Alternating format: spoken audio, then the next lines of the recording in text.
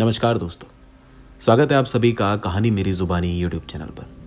दोस्तों, आज आप लोगों के लिए लेकर आया हूँ कर्ण पिशाचनी की एक बेहद ही डरावनी कहानी कि कैसे कर्ण पिशाचनी के जाल में फंस गया एक लड़का और उसकी जिंदगी लगभग तबाह हो चुकी थी। दोस्तों, आज की कहानी मुझे भेजी है विक्रम ने। तो चलिए दोस्तों, शुरू करता हूँ कर्ण पिशाचनी की बेहद ही डरावनी कहानी बिना किसी देरी के।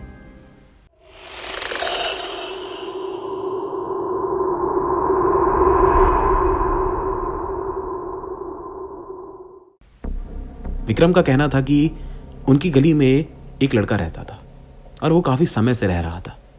वो जो लड़का वहां रहता था उसका नाम संजय था।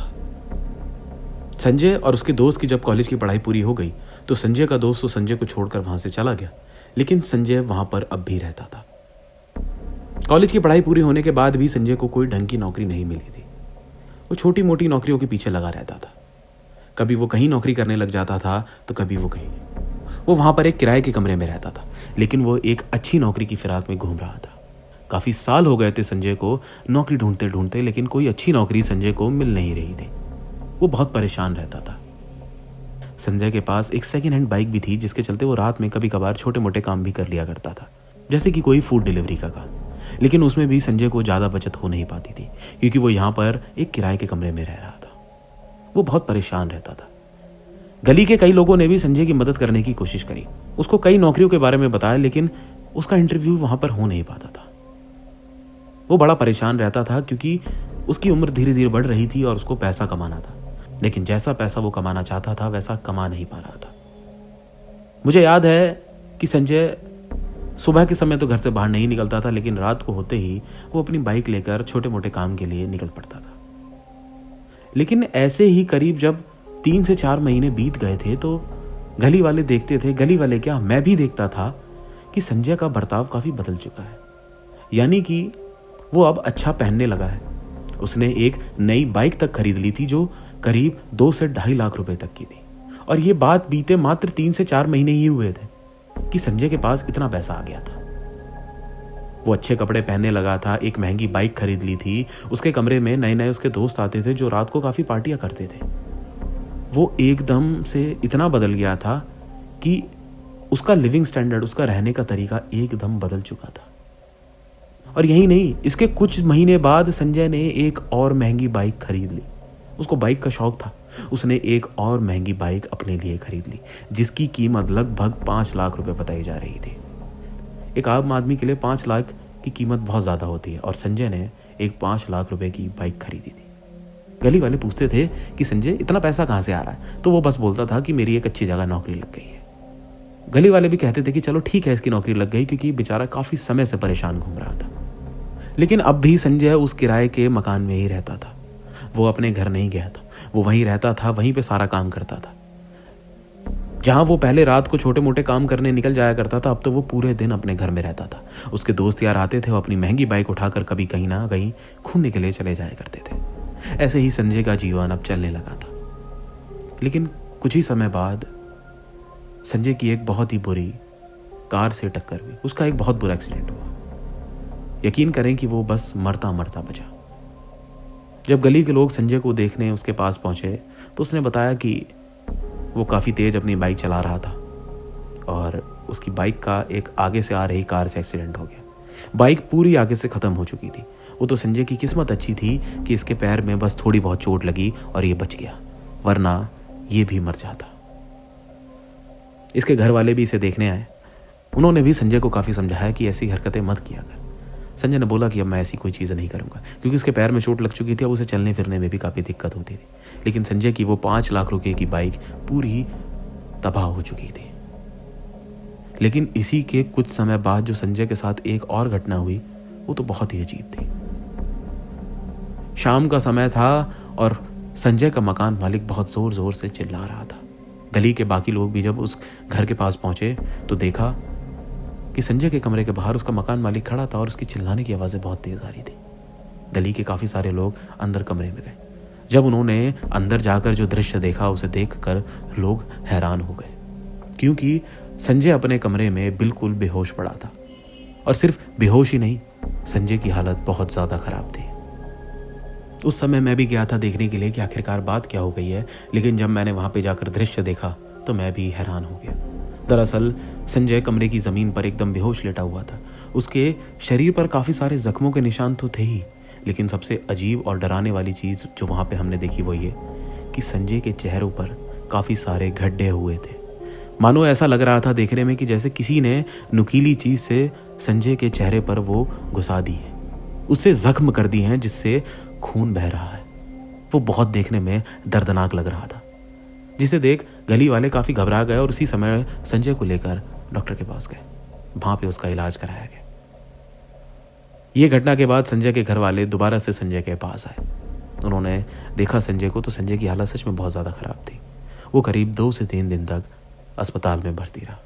2-3 दिन बाद जब संजय को हॉस्पिटल से रिलीज कर दिया गया तो संजय ने साफ मना कर दिया कि वो उस कमरे में नहीं जाएगा। उसके घर वालों ने पूछा कि क्या हो गया, लेकिन उसने बोला कि कुछ भी हो जाए, मुझे सड़क पे रहने देना, लेकिन उस कमरे में मुझे लेके मत जाना, मैं उस कमरे में नहीं जा सकता। उसके घर वालों ने कहा कि ठीक है, तू उस कमरे में छोड़, अब हम तुझे घर लेकर चलते हैं। तो वो उसका पूरा परिवार संजय को उसी वक्त घर लेकर चले गए। लेकिन बात क्या थी, संजय को इतने जख्म क्यों लगे, ऐसा क्या हुआ, वो अब भी एक रहस्य था। किसी को नहीं पता था। संजय से पूछने की कोशिश भी की गई, लेकिन संजय ने कुछ नहीं बताया। संजय अपने घर जा चुका था, लेकिन संजय वहां पर भी सुरक्षित नहीं था, क्योंकि संजय के घर वालों का कहना था कि अगर हम संजय को 1 मिनट के लिए भी अकेला किसी कमरे या किसी जगह छोड़ देते तो अगले ही पल संजय के शरीर पर बहुत सारे जख्मों के निशान मिलते। कहीं इसके शरीर पर नोचा हुआ होता तो कहीं शरीर के हिस्सों पर ऐसा लगता जैसे किसी गर्म चीज से जला दिया गया। कई बार ये हमें बेहोश की हालत में मिलता, तो कई बार तो ऐसा लगता कि जैसे कोई अभी इंसान संजय को बहुत ही बुरी तरीके से मार कर गया। लेकिन ऐसा कौन करता, घर वालों में से किसी ने भी देखा नहीं कि कोई इंसान आ रहा है, संजय को नुकसान पहुंचा रहा है, कुछ भी नहीं, सिवाय जख्मों के निशान के।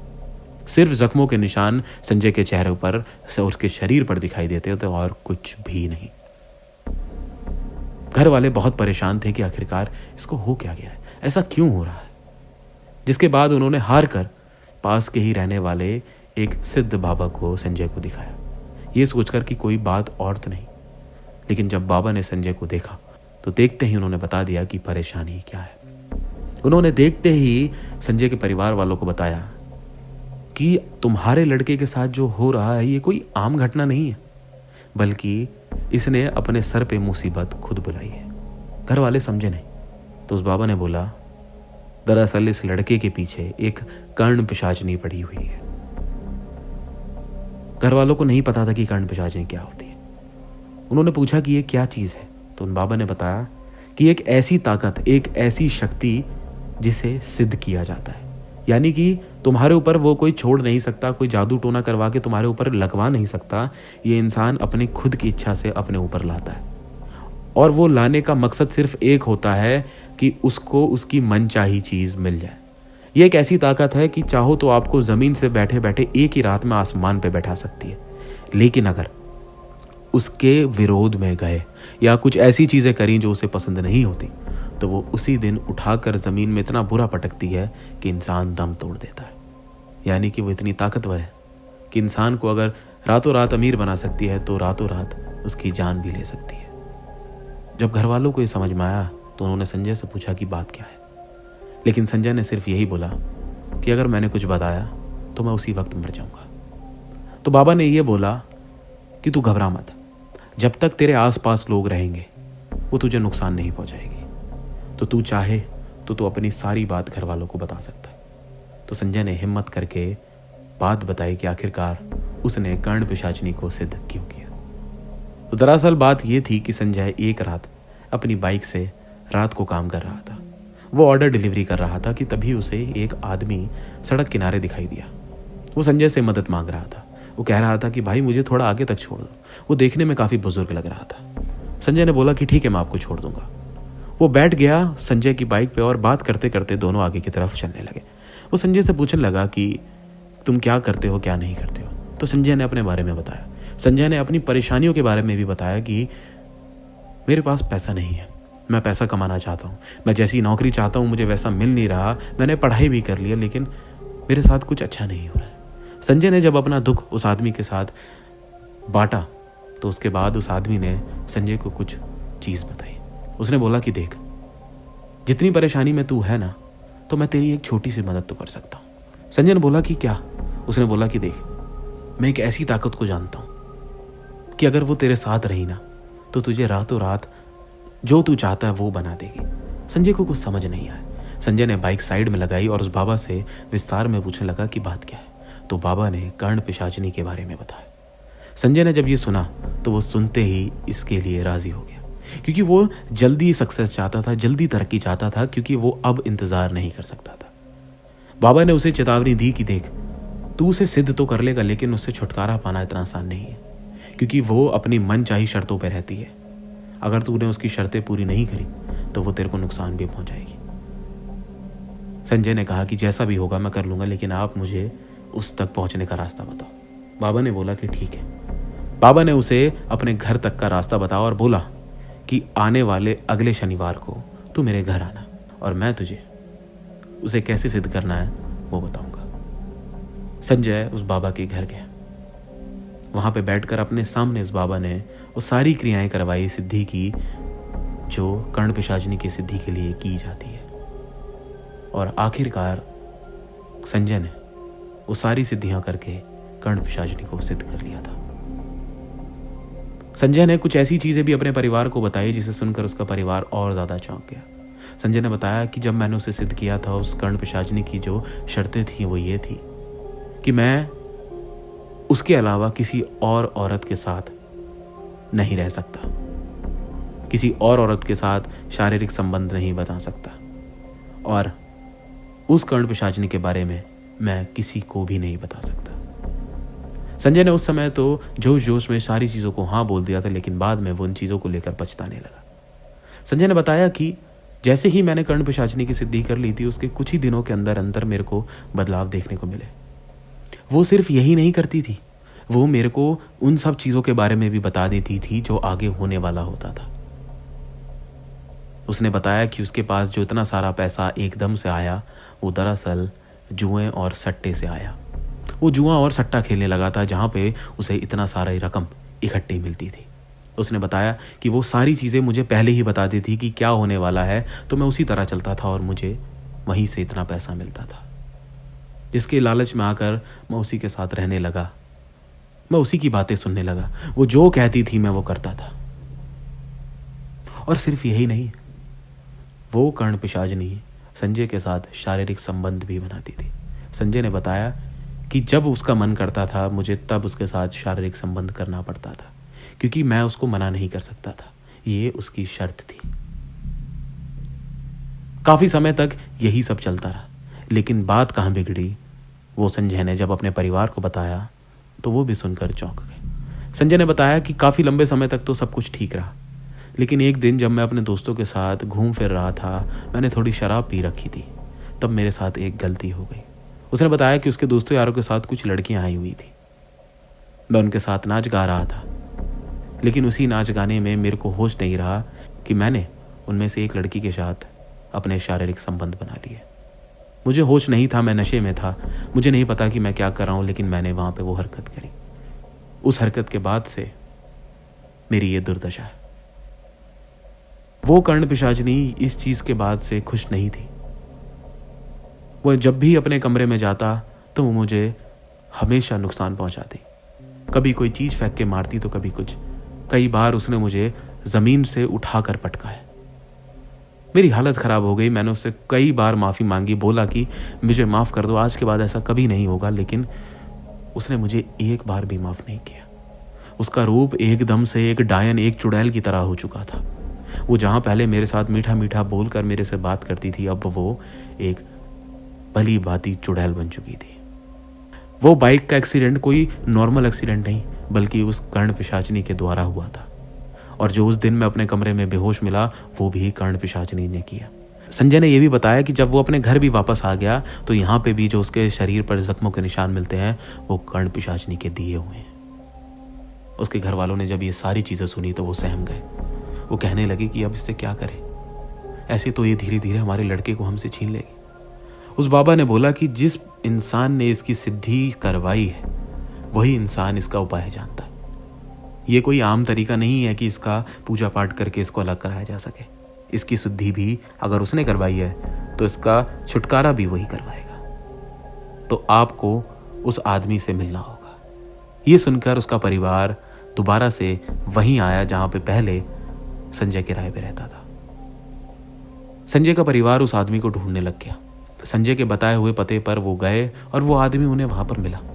उससे जब बैठकर उन्होंने बात करी तो वो आदमी उन लोगों पर गुस्सा हो गया। संजय के परिवार वालों पर भी चिल्लाने लगा और कहने लगा कि मैंने तुम्हारे लड़के से कहा था कि अगर तूने छोटी सी भी गलती करी तो तुझे उसकी सजा मिलेगी। मैंने इसे चेतावनी दी थी कि तू जो भी करियो अपने होश में रहकर करियो, लेकिन आपके लड़के ने वो नहीं सुनी। संजय के परिवार वालों ने हाथ जोड़कर उस बाबा से भीख मांगी और बोला कि बस किसी तरह उसके लड़के की जान बचा लीजिए। उस आदमी ने कहा कि ठीक है, आने वाली अमावस्या की रात में अपने लड़के को लेकर मेरे पास आना, मैं देखता हूं। और ठीक अमावस्या की रात को संजय को लेकर उस इंसान के पास ले जाया गया, वहां पर बैठाया गया। वो आदमी संजय को देखकर पहचान नहीं पा रहा था कि ये वही है, क्योंकि संजय इतनी बुरी हालत में था कि अगर कोई देखे तो कहे कि ना जाने इसको कितने दिन से खाना नहीं दिया और इतनी बुरी तरीके से मारा गया हो कि बस किसी तरह जी रहा हो। संजय को वहां बैठाया गया। उस आदमी ने संजय से कुछ बातें करी और उसके बाद जैसे ही अंधेरा होना शुरू हुआ, उस आदमी ने संजय के साथ बैठकर कुछ क्रियाएं करनी शुरू करी। लेकिन कर्ण पिशाचिनी उस समय उन लोगों के सामने जाहिर नहीं हो रही थी। उस आदमी ने खूब कोशिश करी कि वो किसी तरह वो यहाँ पर जाहिर हो जाए, लेकिन वो कर्ण पिशाचिनी वह जाहिर नहीं हो रही थी, क्योंकि वो जानती थी कि ये लोग अब संजय से इसको दूर करने के लिए ये सारी चीजें कर रहे हैं। लेकिन उस बाबा ने कहा कि ऐसे नहीं आएगी, इसके लिए हमें एक उपाय करना होगा। बाबा ने कहा कि एक लड़की का इंतजाम करें, कोई भी एक लड़की लेकर आए और उसे संजय के नजदीक बैठा दें। जब वो देखेगी कि ये लड़की संजय के नजदीक बैठी है और उसको छूने की कोशिश कर रही हो, तो हर हाल में आकर यहाँ पे अपनी हाजिरी देगी, वो जरूर आएगी। जैसा उस बाबा ने कहा है वैसा किया। इन्होंने एक लड़की को कहीं से राजी किया और वो लेकर उस लड़की को संजय के पास आए। संजय के नजदीक उसे बैठाया गया और कहा गया कि बस थोड़ा थोड़ा करके संजय को छूते रहो, उसके हाथ को, उसके पैर को, उसके गालों को धीरे धीरे करके बस छूते रहो। और जैसे ही उस लड़की ने संजय को छूना शुरू किया, उस कर्ण पिशाचिनी ने अपनी मौजूदगी वहां जाहिर करी।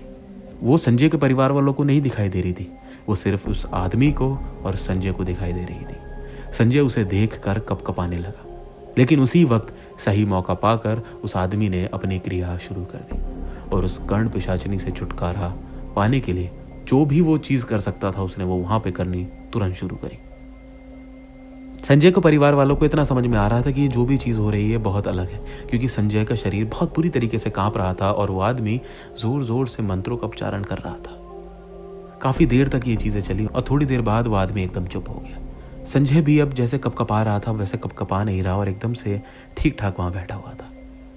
बाद में जाकर उस आदमी ने बताया कि अब वो कर्ण पिशाच नहीं है, इसके पास नहीं है, अब वो यहां से जा चुकी है।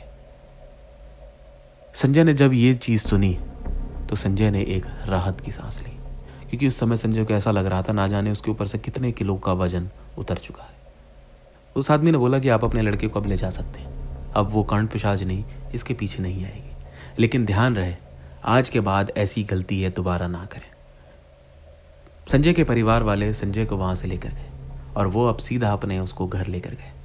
संजय वहां रहा, धीरे धीरे कर वो ठीक होने लगा और कुछ समय बाद वो एकदम ठीक हो गया। संजय जब ठीक हो गया तो कुछ समय बाद संजय दोबारा से उस आदमी से मिलने आया जिस आदमी ने संजय की कर्ण पिशाचिनी से जान बचाई थी।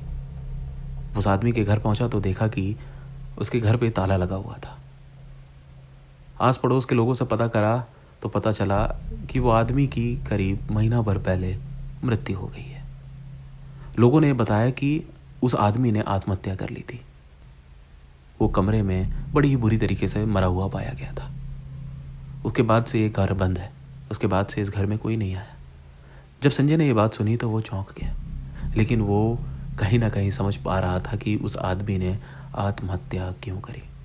हो सकता है उस आदमी ने उस कर्ण पिशाचिनी को अपने ऊपर ले लिया हो और उस कर्ण पिशाचिनी ने उस आदमी की जान ले ली हो।